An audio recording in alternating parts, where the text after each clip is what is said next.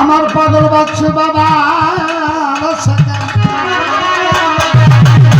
নীরব হয়ে শুনবেন আমাদের ভয়ের গান। আপনার তোমাকে একটা কথা কই বেজার হইবেন না, খুশি হইবেন। আচ্ছা, এই কথাটা মায়েদেরও দরকার আছে। আমি কইছি না গানে যখন আইসি একটু হুকার হইব আপনাকে। যে সংসারে দেখবেন এই তপনা বউয়ের গলা শাশুড়ির গলার উপর উঠে গেছে। আপনাকে তো বউ আছে না, পুতের বউ আছে। যেই সংসারে দেখবেন শাশুড়ির গলার উপর দা পুতের বউর গলা উঠে গেছে, আওয়াজ বেঁধে গেছে, মনে করবেন ওই সংসারের সুখ শান্তি বিদায় নিছে। কথাটা কি খারাপ কইলাম? এটা কিন্তু বাস্তব রফিক ভাই। বউয়ের গলা যদি শাশুড়ির গলার উপর ধরে ওই সংসারে সুখ আসে না। আমি বললাম শাশুড়ি, আমি ফেরেন পুতের বউ, আমার উপরটা জানি আপনার ওইটা জান না, বুঝেন নাই? কম বাজাইলেও টাকা আমার মনে দেখাই দিব, বেশি বাজাইলেও দিব, আপনার টেনশন করেন না। আমার উপর তো বাদ মনে করে গানটা নষ্ট করেন না, মানুষ জানি বোঝে। কারণ আপনি আমি নরম মানুষ, বুড়া মানুষ, বোঝে না? যেইভাবে পালা দিল আসরের ভিতরে, নবুয়ত বেলায়াতে পালা পাইলাম আসরে। প্রথম বারে জিজ্ঞেস করি আমার রফিক ভাইয়ের দাবি, দেখি আমার রফিক ভাইরা কেমন জবাব করে। প্রথমে স্টেজে বেশি কথা বলে মানুষে কমো বই দেখে বেসাল পরে, ঠিক আছে না? কথার সময় আছে, কমানে থামায়ও রাখতে হবে না, একটু দেরি করে। এক নম্বর প্রশ্ন, আমার নবী করিম সাল্লাল্লাহু আলাইহি সাল্লাম যখন 14, 15 কি 16, মতান্তরে 15, 16 বা 14, 14, 15, 16 বছর বয়সে তার চাচা আবু তালিবের সাথে সিরিয়ার শাম শহরে বাণিজ্যে রওনা করলেন। বাণিজ্যে যাইতেছে, পথিমধ্যে একটা মানুষের বাড়ি, তার নাম হলো বহিরা পাদ্রী। উনি একজন ধর্মযাজক ছিলেন। তাওরাত এবং ইনজিল কিতাব উভয় কিতাবের জ্ঞান তার মধ্যে ছিল। বহিরা পাদ্রী তাওরাত এবং ইনজিল থেকে জানতে পারলেন যে আখিরি জামানায় একজন শেষ নবী আসবে, তারপরে আর কোন নবী হবে না, সে হবে আখিরি জামানার শ্রেষ্ঠ নবী, সমগ্র নবীরও নবী। সেই নবী কোনো একদিন এই রাস্তা দিয়া যাবে। জানতে পাইরা উনি ওইখানে বসতি স্থাপন করছে, ওই রাস্তা। কাফেলা যায়, কাফেলা মানে দলবদ্ধ লোক। আরব দেশে তো ওই সময় ফাঁকা ফাঁকা ঘর দুয়ার ছিল, মরুভূমি, এখনো ফাঁকা ঘর দুয়ার। এই কোনো বাণিজ্যে গেলে বা দল গেলে, কোনো মানুষ গেলে একা যাইতো না, দস্যুরা ডাকাতি করতো, এটা ইতিহাস। যার জন্য দলবদ্ধ হয়ে যেত, এটাকে বলা হয়তো কাফেলা।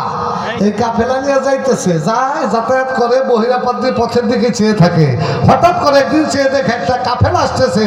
ওই কাফেলার দিকে লক্ষ্য করে চেয়ে দেখে কাফেলার উপরে একখণ্ড মেঘের টুকরা দেখা যায়। কাফেলা আসতেছে, মেঘটা ছায়া দিতেছে মরুভূমির মধ্যে। বহিরা পাদ্রীর বুঝতে বাকি রইল না যে এইটার মধ্যে মনে হয় সে আখিরি জামানার নবী আসতে পারে। ওইখানে বহিরা পাদ্রীর বাড়ির দরজার সামনে বরাবর এসে কাফেলা থামলো। ওই কাফেলার মধ্যে যারা ছিল বহিরা পাদ্রী সকলকে দাওয়াত করলেন, আপনারা আমার বাসায় একবেলা মেহমান হয়ে খানা পিনা করবেন। সবাই আসছে। অতি সংক্ষেপে বলি, বাবা তোমরা কথা বলো না।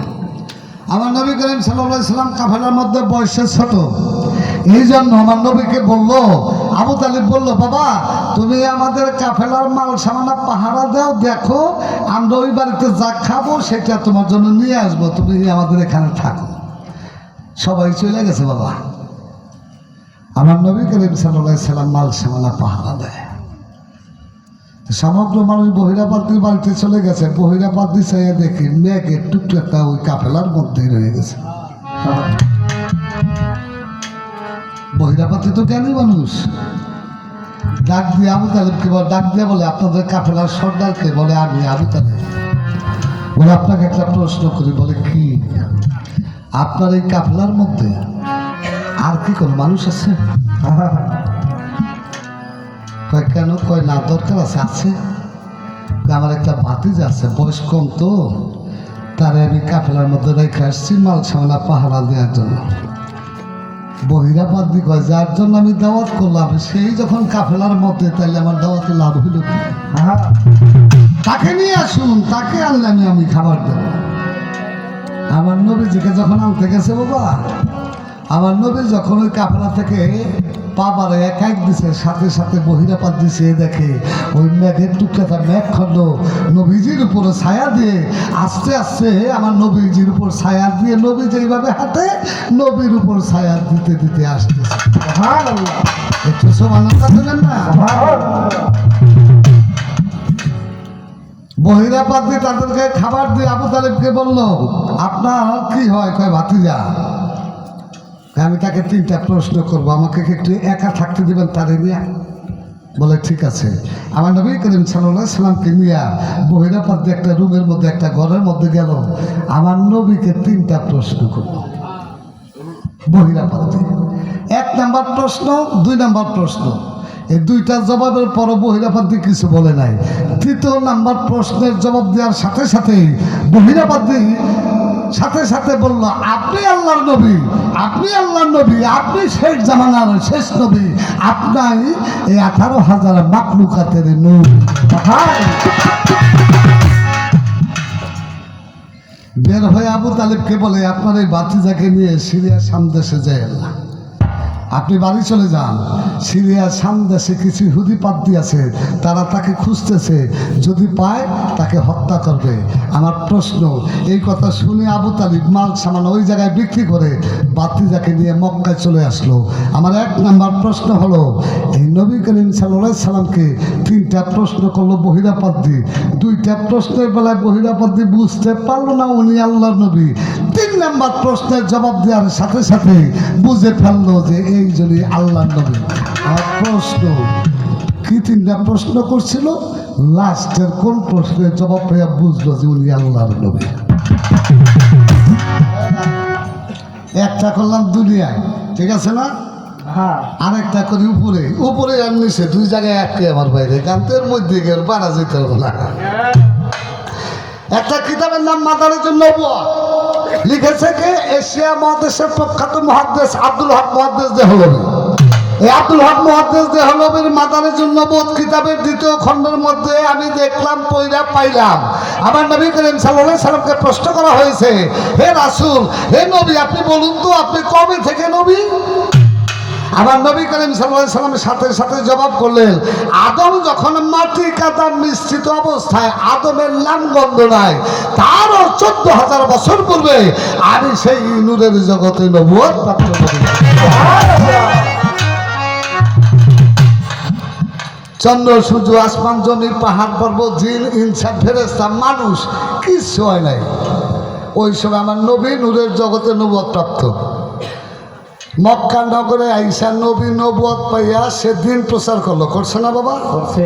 নবুয়ত পাইয়া প্রচার করছে। আমার প্রশ্ন, এই নূরের জগতে যে নবুয়ত পাইয়া নবী নবী হয়ে রইল, এই নূরের জগতে কি নবুয়ত পাইয়া বয়ে রয়েছে না নবুয়তই প্রচার করছে? যদি প্রচার কইরা থাকে, ওই সময় মানুষ নাই, জিন নাই, ফেরেশতা নাই, আসমান নাই, জমি নাই, পাহাড় নাই, পর্বত নাই, কিছু নাই, তার নবুয়তি বাণীটা কার কাছে প্রচার করছে? প্রশ্ন পাইছিলি 2টা, একটা উপরে একটা দুনিয়ায়। চেষ্টা করলাম 2টা প্রশ্ন করার জন্য। আমার ভাই আসলে সুন্দর, ভালো শিল্পী, ভালো মনের মানুষ। আর বেশি জিজ্ঞাসা করা আমার দরকার পড়ে না বাবা। একটা করে জিজ্ঞাবো না 2টা করে জিজ্ঞাবো কাকা?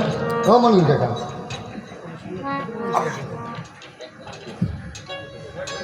একটা তাহলে উপরে বাদ দিলাম, নিচে ধরছেন নাই করছেন করছেন, হ্যাঁ বাদ নাই করছেন করছেন। চলবো। আচ্ছা, এই স্টেজে 2টাই করলাম, পরবর্তী আসতে গেলে একটা করে করলাম। পরষ্ট বাবা 2টা করে লাগছে ভুলে, তো এই স্টেজে থাক, পরে একটা করবেন নাকি? আমার সরল জল গেছে, পরে একটা করবেন, পরে আসলে একটা করবেন, হে পরে একটাও করবেন না, পরে খালি যা পারি তাই গাম, ঠিক আছে না? যাইবেন কেন আবারও? যাইয়েন না, যারা ভাবিরে জবান দিয়েছেন হেরা জাঙ্গা, নাহলে আবার গুতে আছে কপালে বাদ দিব না, বুঝলেন না? আর যারা মনে করেন গানটা ভালো লাগতেছে হেমা সরকার, রবি সরকারের ভাবিরে ফোন দিয়ে এখন আহন যাইব না, হেমা রবি সরকার সেরকম গান গাইতেছে, আইয়া তোমার হুনা মানে তাইলে দেখবেন কিছু কইব না, বেশি কিছু কইলে আমার কথা কইন দেখে মাপ পাই যাবেন গাছ বাজাও।